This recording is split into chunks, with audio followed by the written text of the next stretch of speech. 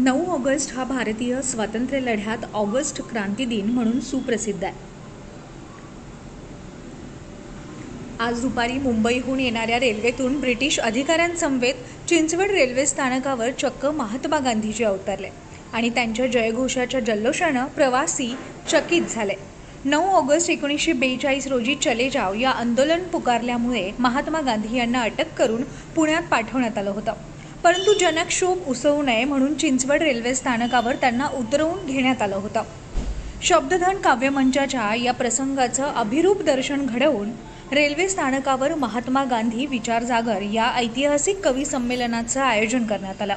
ज्येष्ठ साहित्यिक doctor PS Agarwal Mahatma गांधींच्या आणि सुभाष चव्हाण इंग्रज अधिकाऱ्यांच्या वेशभूषेत सहभागी झाले होते, तर राष्ट्रीय स्वयंसेवक संघाचे प्रांत सहसंयोजक प्रकाश क्षीरसागर हे अध्यक्षस्थानी होते। काव्यमंचाने 9 ऑगस्ट क्रांती दिनाचं औचित्य साधून एक विशेष उपक्रम आपल्या पिंपरी चिंचवड शहरात घेतलेला आहे। 1942 साली महात्मा गांधींना अटक झाल्यावर त्यांना पुण्याकडे आणण्यात आले होते। पुण्यामध्ये खूप प्रक्षोभ झाला, त्यामुळे त्यांना चिंचवड स्टेशन येथे उतरवण्यात आले।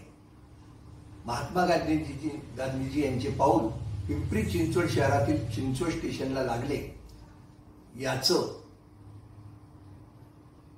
आणि ही गोष्ट लक्षात घेऊन आम्ही सर्वांनी मिळून असं ठरवलं की महात्मा गांधी जागर कवी संमेलन या ठिकाणी घ्यायचं आणि प्रत्यक्ष एक अभिरूप कल्पना म्हणून एक महात्मा गांधी ट्रेनमधून खाली उतरताना दाखवायचे। त्याप्रमाणे आज आम्ही निश्चितपणे ते काम केलेलं आहे। अतिशय सुंदर कवी संमेलन घेतलेलं आहे। महात्मा गांधींच्या नावाचा घोष सगळीकडे घुमलेला आहे।